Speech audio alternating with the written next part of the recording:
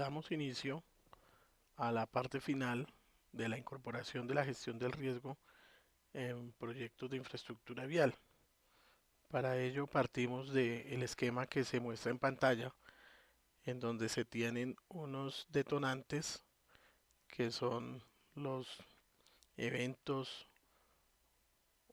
o amenazas de primer orden,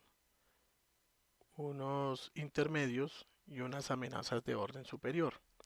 Dentro de los detonantes o eventos de primer orden se cuentan las erupciones volcánicas, la lluvia, los huracanes, los vientos y por supuesto los sismos. Dentro de los intermedios, pues podríamos tener la erupción volcánica propiamente dicho o el deshielo del cráter o de parte de las faldas del volcán, como ocurrió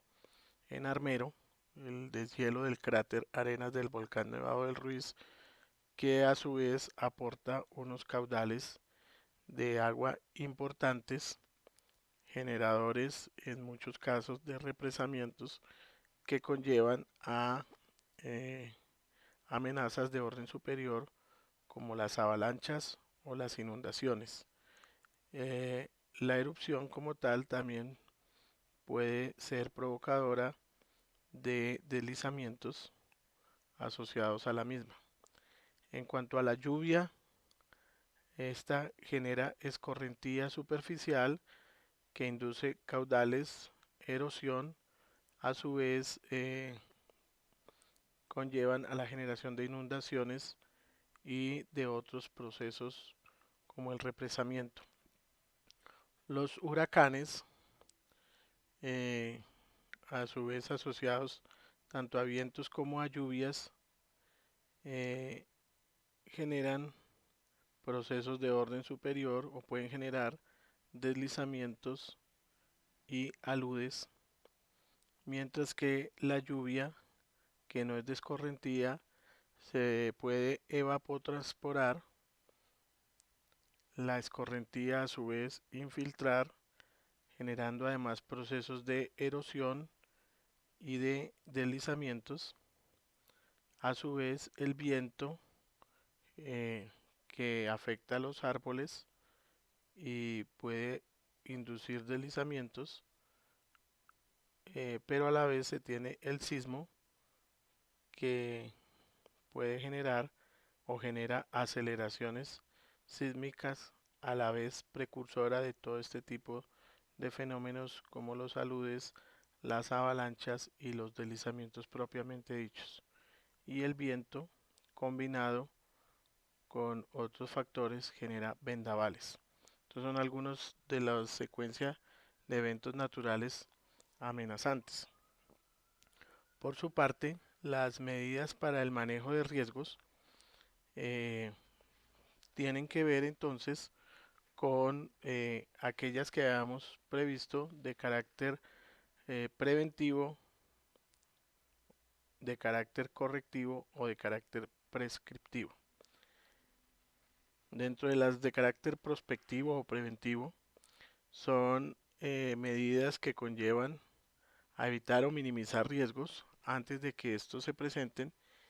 o se materialicen y pueden aplicarse tanto a las amenazas como a los elementos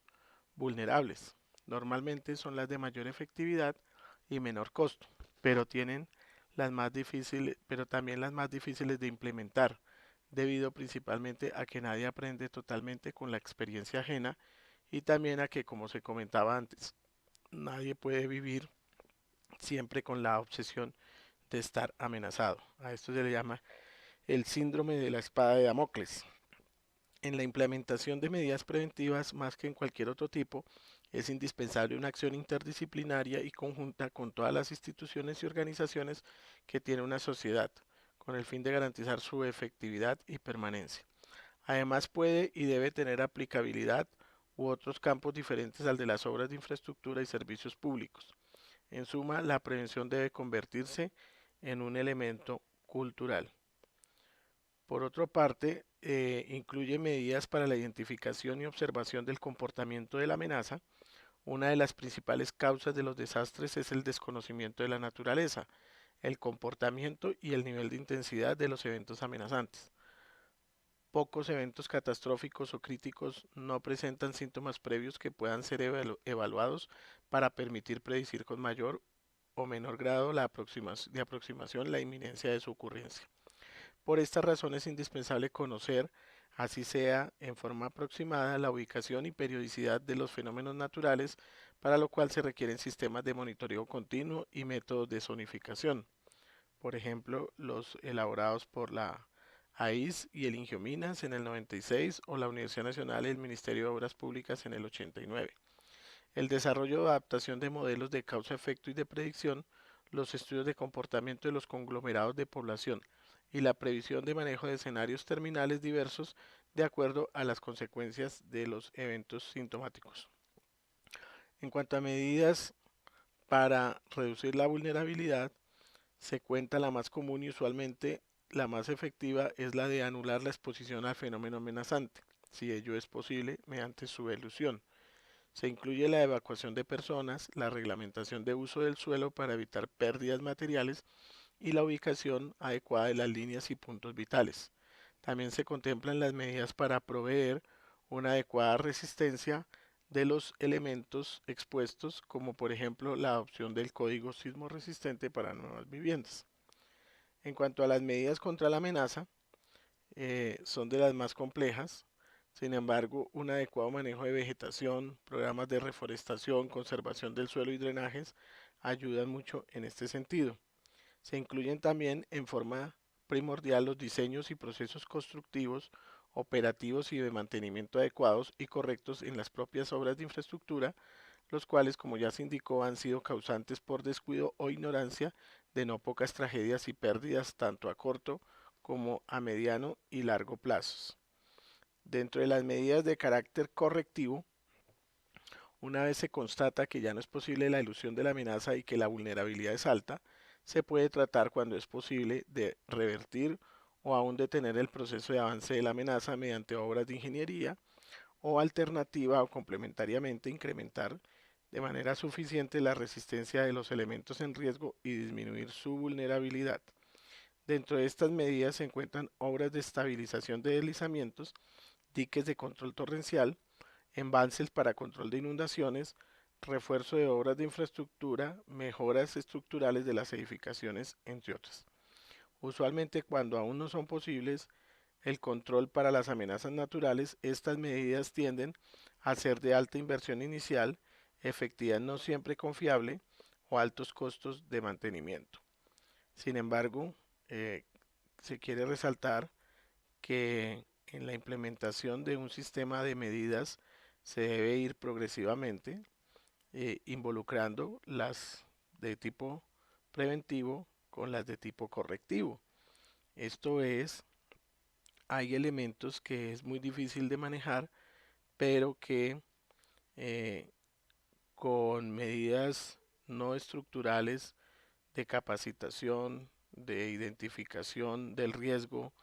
de percepción adecuada del riesgo, de sistemas de alerta temprana o monitoreo de algunas situaciones, pues es factible reducir la vulnerabilidad. Muchas veces esta vulnerabilidad se incrementa más por desconocimiento, por temores infundados o no, pero en cualquier caso, porque no hay una adecuada comunicación del riesgo ni una adecuada información que permita conocer o prever condiciones de riesgo. Entonces, todas estas obras, aunque son complejas, aunque no son sencillas de implementar, requieren una alta capacidad de análisis, de integración con las otras disciplinas, con las disciplinas de las ciencias sociales, económicas, administrativas, jurídicas y demás, para que conjuntamente se pueda encontrar la mejor manera de atender una situación que, aunque inicialmente es de orden físico o netamente físico, pues tiene unos impactos en lo social, en lo ambiental y en lo económico muy relevantes. Igualmente vale comentar aquí que todas estas medidas, sobre todo las estructurales, deben ser objeto de modelación y análisis mediante software especializado. Es relativamente simple hacer análisis de sensibilidad, pero requiere un conocimiento más o menos aproximado de los tipos de material, de las calidades, de las resistencias. Eso implica hacer exploración del terreno, muestreo, ensayos de laboratorio e in situ y la mejor caracterización de la estructura que sea factible adelantar. Solo con ello y con un modelo adecuado de tipo geológico o geotécnico, pues será factible poderse aproximar a una solución que, si bien ideal, en un proceso de optimización del diseño, pues puede llegar a ser una solución adecuada para el problema en cuestión. También se tienen medidas de control en las que, si económica o técnicamente no se encuentra viable ni la prevención ni la corrección total, un camino intermedio que también es muy usual es el de convivir con el problema, llevándolo a niveles aceptables de riesgo a costos eventualmente más bajos por medio de obras o acciones que controlen hasta cierto punto los niveles de riesgo, punto que no es fácil de determinar. Dentro de estas obras se encuentran las obras de protección, como los diques de control de inundación, los elementos fusibles, los sistemas de alarma, entre otros. La jerarquización de prioridad de medidas: una vez planteadas las medidas, se deben jerarquizar en prioridad según el orden de efectividad y necesidad que tiene cada una de ellas y proceder a su ejecución. Este plan de medidas debe tenerse desde un comienzo e irlo refinando con el tiempo, haciendo parte esencial de la planeación general de obras de infraestructura y servicios públicos. Es muy importante que a nivel municipal, por ejemplo, se tenga una planeación estratégica con una jerarquización de prioridad de medidas que se pueda ir desarrollando progresivamente en la medida en que avanza pues el tiempo de gobierno determinado, para que antes de que este culmine pues se pueda abordar adecuadamente estas medidas, dado que pues no solamente se tendrá que implementar medidas de control o medidas de estabilización, de correctivas o preventivas, sino que además surgirán nuevos eventos, surgirán nuevos retos que requerirán atención probablemente inmediata, pero ahí es donde se plantea que lo inmediato y lo urgente no puede llevarse por delante o enmascarar o soslayar lo importante, que son las medidas de fondo. En cualquier caso, también es fundamental contar con planes de contingencia y emergencia. De todas maneras, identificadas las medidas y los riesgos, y mientras se adelantan los estudios y la implantación de medidas de mediano y largo plazo, es indispensable contar con planes de emergencia integrales que minimicen los riesgos en caso de que se presenten las amenazas. Para esto es indispensable contar con indicadores efectivos y con sistemas de alarma confiables. En cuanto a la organización para el manejo de los riesgos, se plantea que para el manejo de amenazas y riesgos, los conglomerados sociales deben crear organizaciones especializadas. En Colombia, sujeta a toda clase de amenazas naturales, Velázquez y Meyer en el 90, existe el Sistema para la Prevención y Atención de Emergencias. Realmente, en este momento ya existe el Sistema Nacional para la Gestión del Riesgo de Desastres, que es dirigido por la Unidad Nacional para la Gestión del Riesgo de Desastres, y toda la legislación concomitante.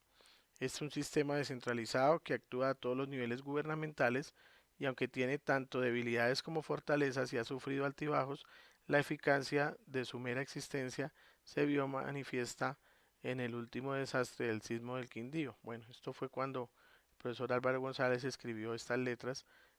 ya hace unos buenos años.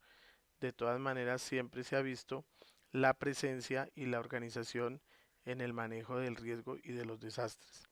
Adicionalmente, los conceptos de amenaza y riesgos que se han incorporado en la planeación, así como en los planes de ordenamiento territorial a todos los niveles,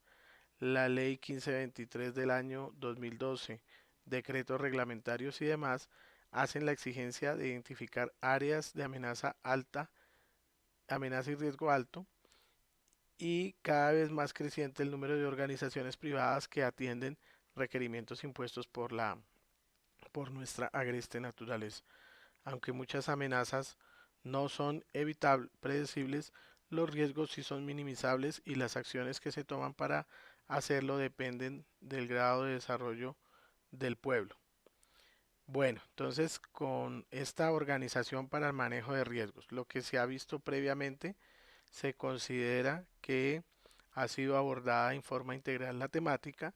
Sin embargo, se adicionan algunas presentaciones en donde se va a tomar como ejemplo de aplicación de la gestión del riesgo en las fases preliminares de los proyectos de infraestructura vial, uno en la que el autor tuvo oportunidad de participar, que fue los estudios de las alternativas de la Ruta del Sol, tramo 1, sector 1, a cargo de la Agencia Nacional de Infraestructura en convenio realizado con la Sociedad Colombiana de Ingenieros. Entonces, esta presentación igualmente será comentada y planteada a continuación en la categoría de gestión del riesgo de desastres, como lo vamos a ver a continuación. Es un trabajo que se realizó entre los años 2015 y 2016 y que hizo parte del curso de construcción de infraestructura vial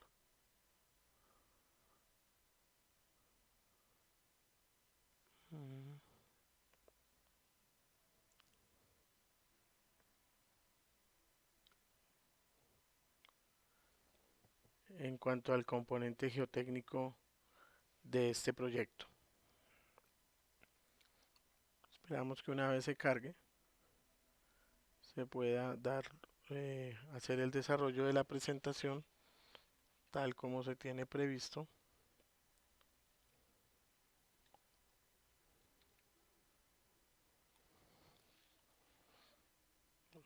en la agenda de este módulo.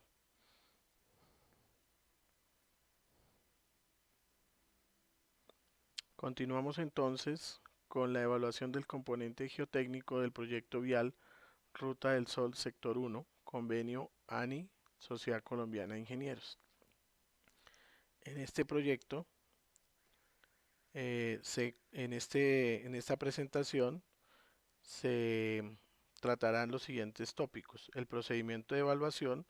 la descripción de componentes, los aspectos generales y particulares, así como comparativos, los aspectos generales, específicamente la delimitación de la zona de estudio, aspectos geológicos, geomorfológicos y geotécnicos involucrados, unidades geológicas superficiales, elementos estructurales y lineamientos de falla, ambiente tectónico regional, dominios geológicos, unidades geológicas en profundidad, aspectos geomecánicos mediante el índice eh, geológico de resistencia, algunas relaciones conceptuales entre clasificación geomecánica y propiedades ingenieriles, específicamente entre el índice geológico de resistencia GSI y la rigidez de los macizos rocosos, entre la rigidez y la resistencia de los macizos, entre la rigidez y los estados de esfuerzos, tanto para excavaciones a cielo abierto como para excavaciones profundas, y entre la rigidez y la altura máxima de cortes a cielo abierto. Dentro de los aspectos particulares se tratará la localización y descripción general de las rutas, de, sobre la geología, la asignación de la clasificación geomecánica, la asignación de propiedades de esfuerzo de formación, algunos aspectos comparativos, como la clasificación de los eventos según matriz de peligros, susceptibilidad a procesos de remoción en masa en el escenario actual, en el escenario con proyecto, en el escenario durante construcción y a corto plazo, y en el escenario durante operación y a largo plazo.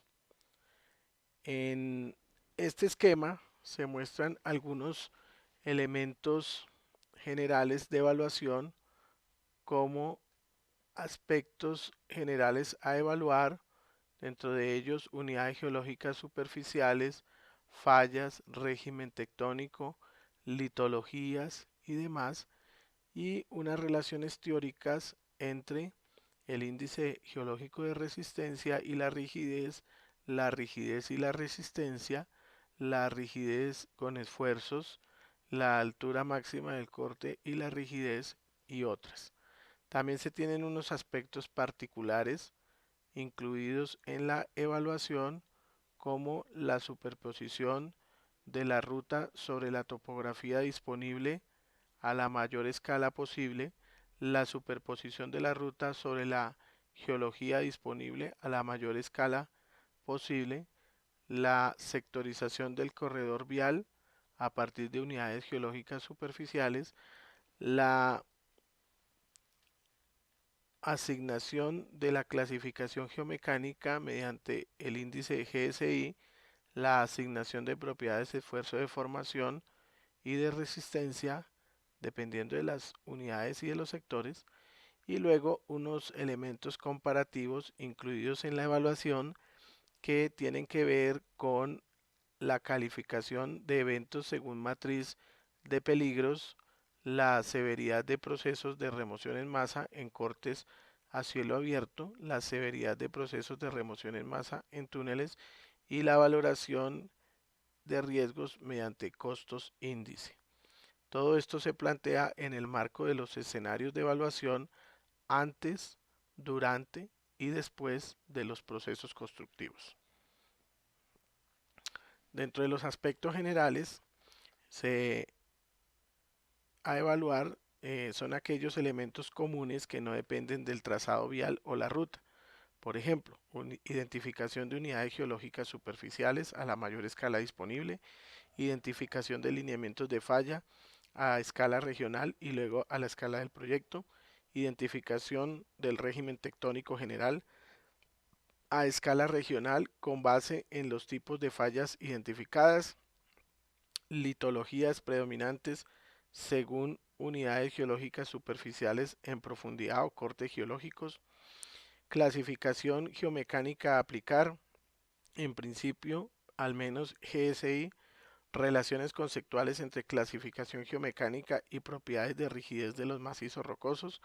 relaciones conceptuales entre rigidez y resistencia de macizos rocosos con estado tensional, relaciones conceptuales entre rigidez del macizo rocoso y altura máxima de cortes a cielo abierto, y relaciones conceptuales entre rigidez del macizo rocoso e inestabilidades esperadas en excavaciones profundas. Otros aspectos particulares según cada ruta son aquellos que, aunque el método de evaluación es común a los trayectos, se particulariza para cada uno dependiendo del mejor trazado vial con el que se cuente, en planta y alzado con indicaciones de zonas de corte o relleno para trazado superficial y cobertura para trazado en profundidad, es decir, para túneles. Superposición del proyecto, esto implica superposición del proyecto vial a nivel de topografía, identificando zonas de corte y relleno como profundidad de los túneles respecto al nivel del terreno. Para el caso de cortes, la altura se incrementará entre 1 y 1,5 para considerar la estructura del pavimento, mientras que para el caso de relleno se hará lo propio entre 0,5 y 1 metro. La superposición del proyecto vial sobre la geología, identificando tramos por unidad geológica superficial, lineamientos de falla, tipos de cruce, ancho aferente, continuidad en profundidad de las unidades geológicas superficiales, es decir, los cortes, y otras particularidades litológicas y estructurales de las unidades geológicas, tipo de material, sistema de discontinuidades, etc. En cuanto a la sectorización del corredor vial, según unidades geológicas que atraviesa, tanto superficial como en profundidad, identificación de tramos o sectores con longitudes y porcentajes respecto de la longitud total de cada alternativa vial en tramos no compartidos, asignación de clasificación geomecánica mínimo se debe establecer mediante el sistema GSI u otro, dependiendo de la calidad y cantidad de información con la que cuente cada trayecto, por sectores y tipificación de terrenos según recomendación del sistema RMR, el Rock Mass Rating, que indica que el GSI es igual al RMR-5. Asignación de propiedades, esfuerzo de formación, resistencia a índice y módulo de deformación mediante una o más de las siguientes alternativas en su orden. Si se cuenta con mediciones de velocidad de onda, se puede emplear la relación resistencia a la compresión del macizo rocoso versus velocidad de onda longitudinal propuesta por Torres en 2005 para litologías similares. Si se cuenta con valores de resistencia a la compresión de la roca intacta, se establece un factor de reducción con base en propuesta de Torres 2005 y se determina la resistencia a la compresión del macizo rocoso. Si no se cuenta con datos de laboratorio, se emplean las expresiones de Hooke para determinar resistencia a la compresión del macizo con base en el GSI y el factor de alteración o daño D. Si no se cuenta, si se cuenta con mediciones de velocidades de onda BP y BS en laboratorio, se puede establecer directamente el valor del módulo mediante análisis haciendo el respectivo ajuste respecto de la condición estática, según propuesta de Torres 2005.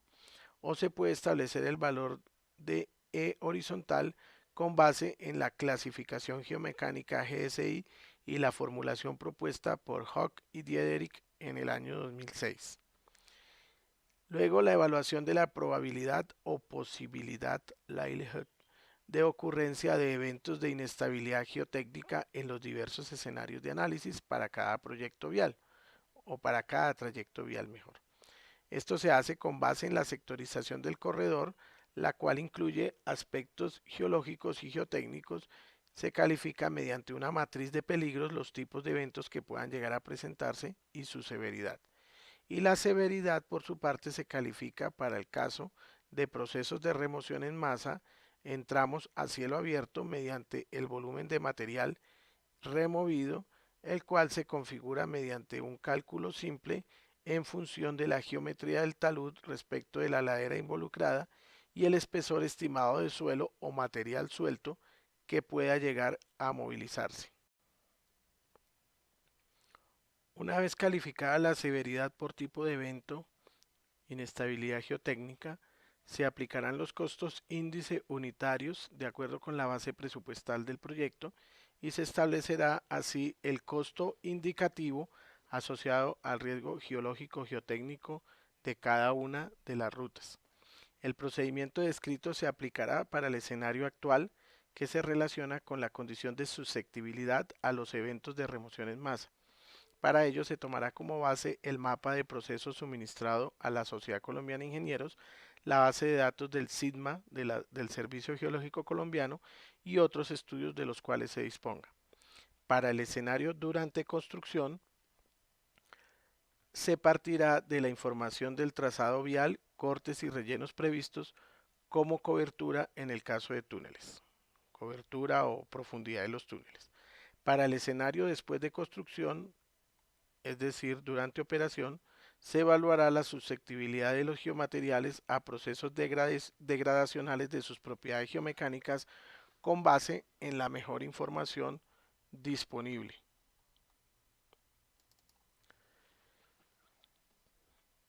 Aspectos generales. Vemos aquí entonces el área de influencia del proyecto que parte desde Villeta hacia la población de Útica en el norte del departamento de Cundinamarca y en el lado más occidental tenemos la población de Guaduas hacia la población de Guaduero, conformando una zona de aproximadamente unos 20-25 kilómetros por otro tanto, es decir, un área de 455 kilómetros en la zona central de la cordillera oriental, en donde además vemos los lineamientos de la vía actual. Esta es la vía que va de Bogotá, aquí arranca para Útica, sigue hacia Villeta, y la vía que va de Villeta a Guaduas, que es una vía de muy bajas especificaciones en una zona geológico-geomorfológica muy compleja, y luego de Guaduas se quiere ir hacia Guaduero para, digamos, desarrollar lo que se conoce como el sector uno del tramo uno de la vía Ruta del Sol. Esta zona se encuentra en un ambiente eh, tectónico regional muy complejo, en donde vemos aquí, por un lado, pues en Colombia todo el tema del fallamiento geológico, las fallas geológicas, eh, como las que aparecen en la zona de interés, la falla del Alto del Trigo y la falla de Bituima, que pues en un detalle se pueden ver aquí, generando unas condiciones de amenaza sísmica intermedia con coeficientes de aceleración en Guaduas y en Villeta del orden de 0,15.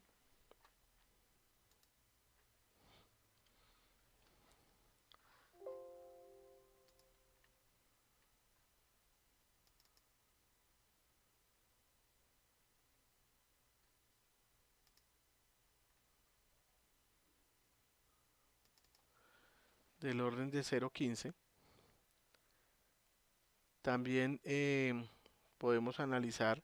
las unidades geológicas superficiales. Estas se encuentran dispuestas en la plancha 208 de Villeta. eh, Tiene bloques geológicos de la zona como el anticlinorio de Villeta y el bloque de Guaduas. El anticlinorio de Villeta de la edad cretácica inferior con predominio de rocas sedimentarias arcillosas, y el bloque de Guaduas del Cretácico tardío y el terciario, actualmente se le denomina el Neógeno, con rocas sedimentarias más de tipo arenisca, un poco más blandas. Igualmente, observamos aquí el listado de unidades geológicas que afloran en la superficie desde un dominio más al oriente, es decir, desde esta zona hacia el occidente, en tres sectores. El sector oriental,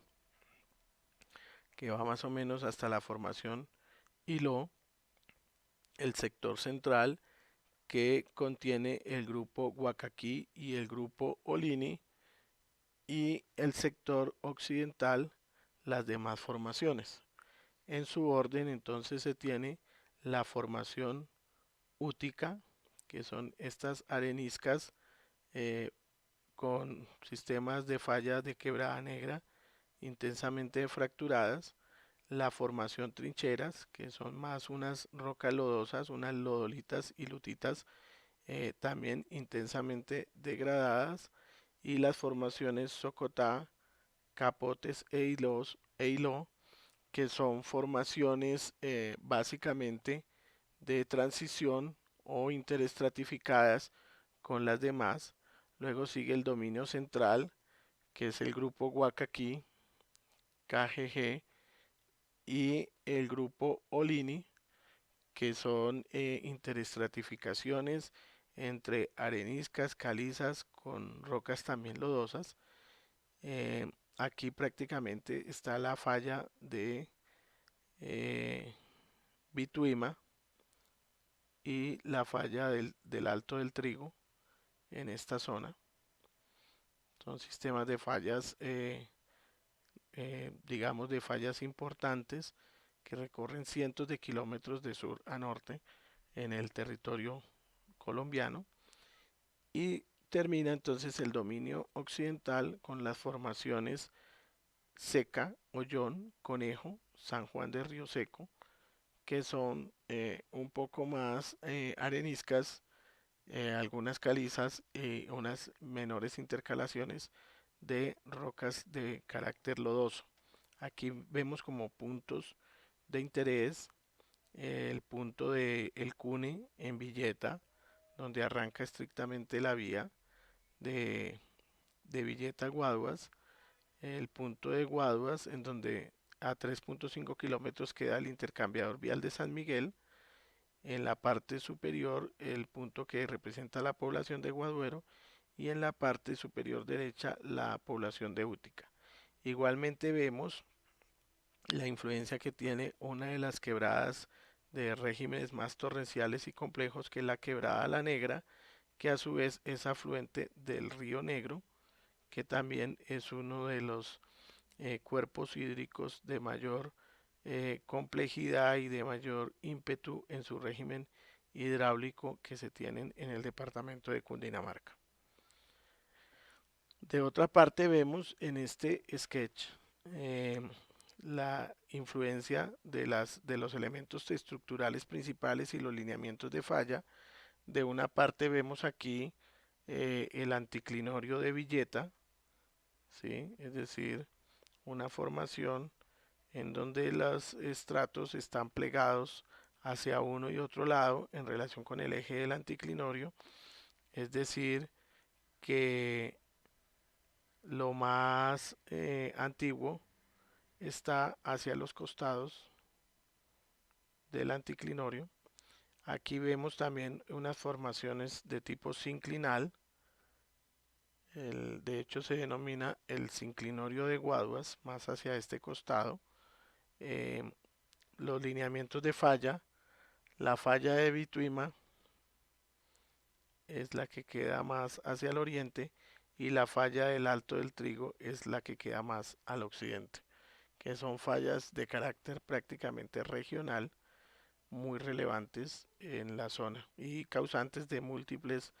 desplazamientos del terreno, fallas del terreno en la vía actual de Villeta a Guaduas. Estos sistemas de fallamiento se han delineado esquemáticamente